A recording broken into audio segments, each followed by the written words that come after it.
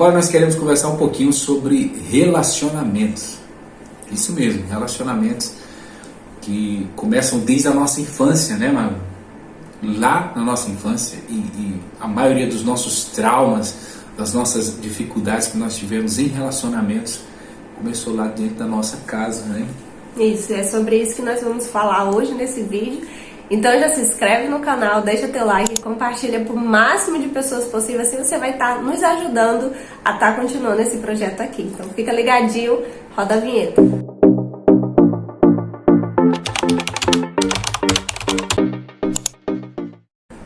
Fábio, de onde que vem as maiores frustrações, os maiores problemas e também as maiores curas que já aconteceram na tua vida? Eu entendo que tanto as frustrações como as curas, elas sempre vão acontecer através de pessoas, né? E quando eu passei a entender isso, eu acredito que foi uma chave que girou. Para quê? Para que eu compreendesse que eu preciso me relacionar, né? Não é porque eu fui frustrado, eu fui decepcionado, ou até também decepcionei alguém, que eu vou parar de me relacionar.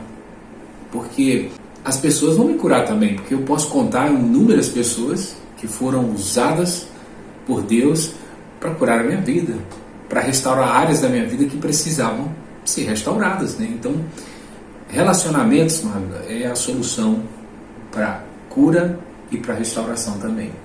Eu também concordo, com certeza. A gente vê ali desde o início que Deus ele sempre quis se relacionar com o ser humano, mas infelizmente entrou o pecado, né? E isso foi quebrado. E infelizmente também, hoje em dia, principalmente uma pessoa que nasce no lar, que não é cristão, não tem base bíblica, né? Aí vai passar por todas aquelas dificuldades, às vezes passa por um abuso na infância. No meu caso, que passei, meu pai me deixou com 3 anos. Então, são frustrações, são traumas que vai acarretando diversos problemas na nossa vida, e até a gente entender a raiz disso, né? A gente não consegue ter esses relacionamentos. Você se fecha muitas vezes para alguns relacionamentos, às vezes na igreja também, né? Acontece algum problema na igreja, que é relacionamento, é normal, né? A igreja é várias pessoas com várias histórias, e aí a gente quer se fechar. Às vezes também acontece em relação a um relacionamento de homem e mulher, né? Aquela mulher teve uma frustração, ou o homem, e ela se fecha para isso. E na verdade, os problemas vêm de relacionamento, mas as curas também provêm de relacionamentos. Interessante, Marta, você falando aí, né? Quando a gente vai ver a questão do relacionamento, você vai procurar o princípio de tudo, que está lá em Gênesis, que você falou. Eu me imagino, a Bíblia não diz nada, mas que o relacionamento de Adão e Eva, depois da queda, né, daquela jogada de culpa ali, que houve quando Deus vem para resolver o problema, eu acredito que depois Adão e Eva não tiveram seu relacionamento tão bem assim, né? Quem sabe depois eles tiveram, por que você falou que foi eu? Porque então, pode ser que dali iniciasse. E uma coisa interessante que, né, como a gente já tem conversado bastante sobre isso nesses últimos anos, então, sobre essa questão da orfandade também, eu acho que 1 ano, né, fui criado sem pai também, e aí eu entendo nessa hora que muitas vezes a mãe diz assim, eu fui o pai e a mãe. E eu sei que essa mãe, quando ela fala isso, ela é aquela vontade, aquela coisa de mãe, mas ela a verdade... deu o melhor, tentou dar o melhor dela, né, quando ela fala isso. Exatamente. Mas a verdade é que a mãe em si, ela jamais vai conseguir cumprir o papel de pai, né? Vai existir essa lacuna dentro de nós, que é o que? A essência, a vontade do pai. Às vezes até o pai presente, que está dentro de casa, mas mesmo assim, emocionalmente, ele é ausente na vida dos filhos, e isso abre uma lacuna dentro de um filho, que aí só Deus para restaurar, é quando Deus entra, intervém na nossa vida, e aí realmente há essa cura da paternidade de Deus sobre a nossa vida, né? Isso é algo tão sério que o pai, né, ou a mãe, tipo no caso, o meu pai, ele foi abandonado pelo pai dele. Então, nós somos mais de 11 irmãos. Então aí já vem uma quebra desde atrás, né? Então ele não teve essa oportunidade de ter um pai. Aí vem pra minha vida, se a gente não tiver cuidado, né? Vai pra vida do nosso filho. E até essa questão de se relacionar com Deus como um pai é difícil porque a gente não teve esse relacionamento. Essa imagem a gente não teve, né? De olhar e dizer assim, não, eu tenho um pai que cuida de mim. Então nós ficamos meio que esse nosso relacionamento com Deus é uma coisa meio que distante, né? Até a gente compreender sobre a paternidade, né? Então assim, o fato também de a gente estar falando sobre isso não quer dizer que de ambas as partes aqui nós já somos curados em relação a isso, né? Eu me dou muito bem com meu pai, né? Quase que todo mês a gente conversa por telefone. Eu me dou muito bem com meu pai. A gente traz esses assuntos para as pessoas saberem que tem pessoas que também foram afetadas, Sim. assim como elas, né? Também em questão de relacionamentos. E aí, Mávila, eu me lembro que quando a gente está falando sobre a questão de relacionamentos, eu me lembro que a minha mãe, todo namorado que ela arrumava, eu queria chamar ele de pai, porque existia essa necessidade de mim, né? Então, e realmente existe. Né, existe, né? Você quer um pai, quer porque quer, e naquela sua inocência, naquele seu desejo de querer, você acaba chamando todo mundo de pai e que não vai corresponder àquilo que você precisa, e é mais decepções que vêm sobre a nossa vida, né? Eu lembro até que tipo, a mãe não teve tanto de namorado, porque ela queria dar muito exemplo para não levar homem para dentro de casa, pra gente não fazer isso quando crescesse, né? Mas ela teve um que foi o meu padrasto, e com pouco tempo, eu tinha uns 5 anos de idade, então foi muito fácil para mim já chamar ele de pai. Só que num certo decorrer da vida, né, ele me fez raiva, eu digo, não vou te chamar mais de pai. E aí o que eu vejo também? Essa minha necessidade de pai, de procurar em homem, às vezes até em amizade, essa questão de você querer, né, a pessoa para si, para preencher mesmo esse vazio que há lá da infância, do relacionamento que foi quebrado lá na infância, até Deus começar esse processo. Não, eu sou teu pai. É por isso que Jesus, eu vejo muito isso em Jesus, ele não veio para mostrar um Deus, porque a religião já mostrava, esse né? Deus, né? Esse Deus, o Deus Todo-Poderoso. Ele veio para mostrar um Deus agora diferente, que ele não era só Deus, mas ele era pai, né? Então, essa orfandade que existe na nossa vida, que é necessário ser preenchida para a gente entender que, por mais que nós não tivemos um pai presente aqui na Terra, Deus, ele pode ser o nosso pai presente. Ele quer ser. Ele né? quer ser. Uma coisa interessante, Mabra, que eu estava pensando aqui, eu acredito com você também, como nós fomos criados sem pai, né? Eu acredito, não é, porque nós conversamos muito sobre isso. Sim. A nossa mãe, ela teve que partir para trabalhar. Sim. Ela teve que partir para trabalhar, né? E ela não tinha escolha, ela tinha que trabalhar. Muitas vezes, pela escolaridade, não ter formação, trabalhos difíceis, mas elas estavam trabalhando para dar o melhor para nós. E nós éramos expostos. Sim. Nós ficávamos expostos dentro de casa, né? 4, 5 anos de idade. Então nós ficávamos expostos a todo e qualquer contra-ataque do inimigo. A abusos sexuais, abusos de vizinhos, de parentes. Então nós estávamos expostos a tudo isso, que traz o quê? Consequências enormes para a nossa vida. Já a falta de um pai, esse abalo de pai. E na infância, eu tenho certeza que você pode ter passado por isso também, é algo que nós passamos, questão de abuso mesmo. Dificilmente uma criança que não passou por isso, se não foi aquele pai cuidadoso, né? Hoje a gente tem maior cuidado com o nosso filho, porque a gente sabe o que foi que passou. Mas existe sim, existe uma cura na nossa vida, né? A gente ainda busca por essa cura completa, porque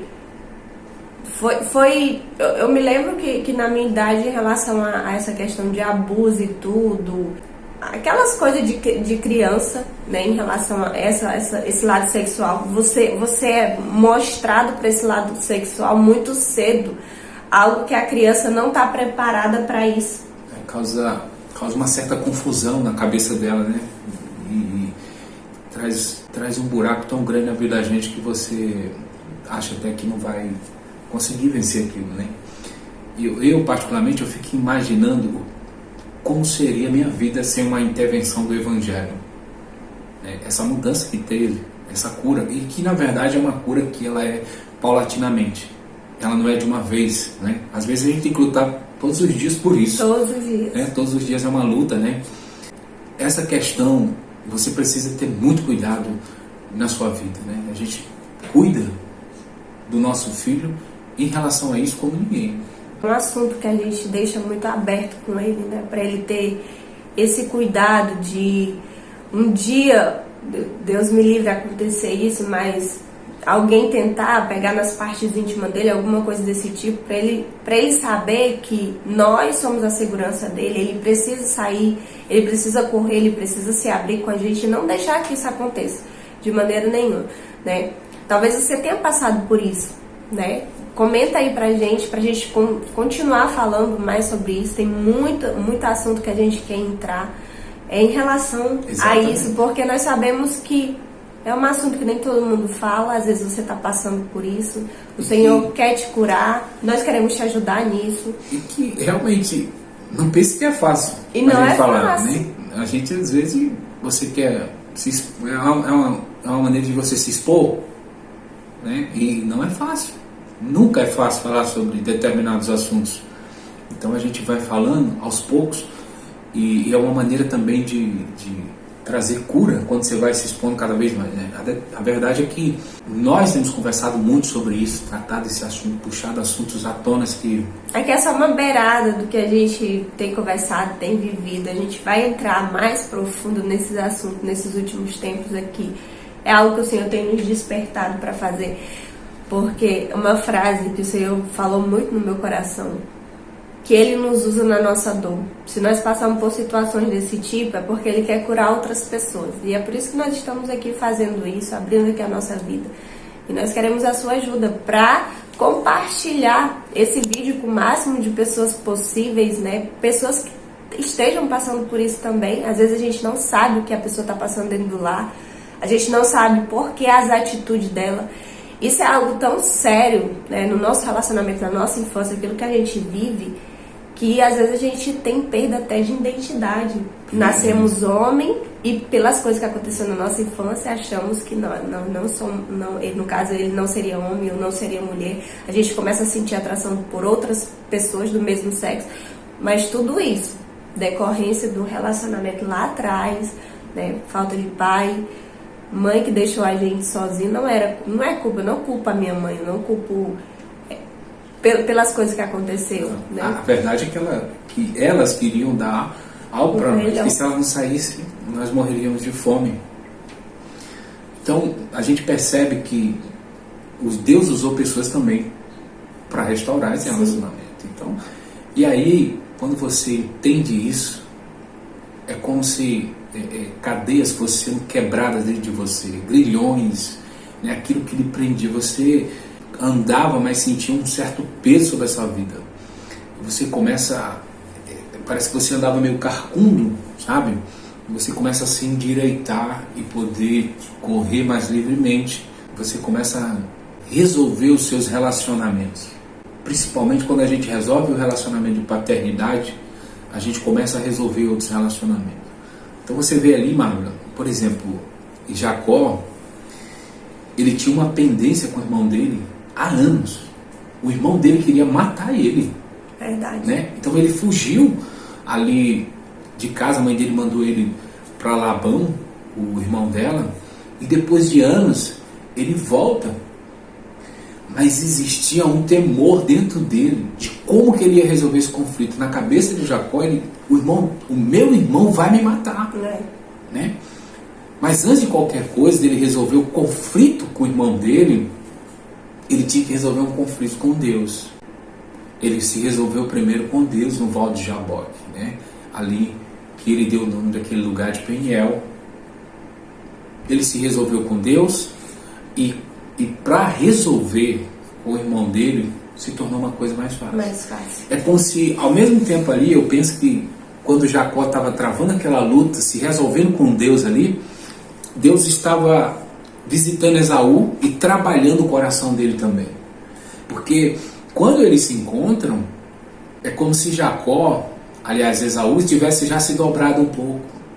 O coração dele estava mais inclinado, né? Então, houve ali o que? Uma restauração de relacionamento familiar. Sim. Né? Algo que tinha acontecido, e aí, e que era um grande problema dentro da casa deles, porque a mãe favorecia Jacó e o pai favorecia Esaú. Eu acho que essa paternidade, né, não existia tão forte na vida de Jacó como foi na vida de Esaú. Um exemplo também em relação a essa história é que você pode ter criado seu filho dentro da igreja. A gente sempre escuta a mãe dizer assim: ah, mas eu criei meu filho dentro da igreja. Eu não entendo por que ele é assim. Por que ele está fora dos caminhos do Senhor. Mas criar um filho dentro da igreja não significa que ele vai ter um relacionamento com Deus. Você só levar ele para dentro da igreja. Sim. Não é? Tem que ensinar princípios, tem que ensinar ele ter esse relacionamento com o Senhor dentro de casa, o seu exemplo dentro de casa. Porque ali, a gente vê que quando Jacó sai de casa, ele tem aquele primeiro encontro com o Senhor, que ele vê, né, no sonho, ele vê aquela escada, os anjos subindo e descendo, e ele disse que ali estava o Senhor e ele não sabia. Né? E ali a gente vê que ele faz um compromisso com Deus. Ele diz: a partir de hoje, se o Senhor for comigo, eu vou devolver 10%. Olha aí, no tempo da... Né? Não existia nem lei, já existia o dízimo, 10% de tudo que ele ganhava, e também que ele ia ser o Deus dele. Então isso significa que mesmo Isaac sendo um homem de Deus, sendo filho de Abraão, não é? Um homem da fé, ele não conseguiu passar esse relacionamento que ele tinha com Deus para Jacó, porque ele não tinha Deus como Deus na vida dele ainda, né? Então é a mesma coisa que acontece dentro do lar cristão. Ah, mas eu criei meu filho da igreja. Será que você não está criando seu filho igual Isaac estava criando Jacó? Né? Ele precisa ter esse encontro. Ele só teve esse encontro depois que ele decidiu e depois já adulto. Então a importância, lá em Provérbios fala, cria teu filho no caminho que ele deve andar, né? Exatamente. Ensina, né? Para que quando ele cresça não se desvie. Ensina, ensinamento, né?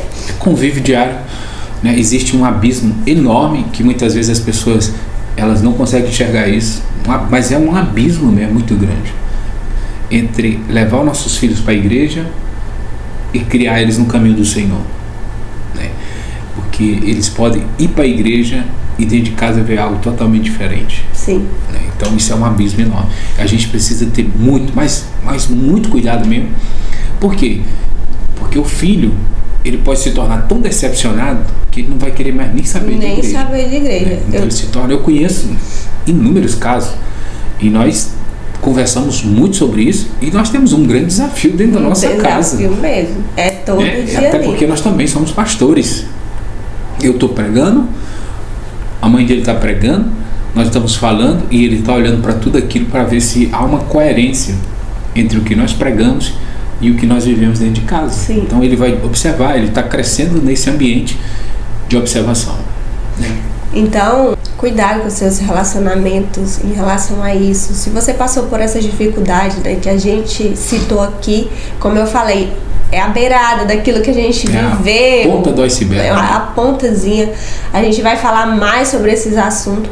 Coloca aí abaixo também o que você gostaria, né, de saber em relação à vida cristã, pra gente estar aqui falando algo que talvez você esteja passando aí sozinho, nunca teve coragem de conversar com ninguém. E aguarde também que logo teremos um vídeo aí, né, com algo que vai abençoar grandemente a sua vida, que o Senhor tem colocado no nosso coração, que há meses nós estamos preparando. E uma coisa interessante é você comentar aqui, né, compartilhar o vídeo para que mais pessoas sejam abençoadas, para que mais pessoas se inscrevam no canal também, que é o nosso desejo. Quando você dá um like, o YouTube está entendendo que esse vídeo é relevante e ele precisa ser compartilhado com outras pessoas. É isso aí. Gostou do que a gente falou hoje? Comenta para nós sabermos, tá bom? Nós te encontramos no próximo vídeo, logo estaremos aqui. Espero que tenhamos te abençoado em nome de Jesus. Que Deus te abençoe. Tchau.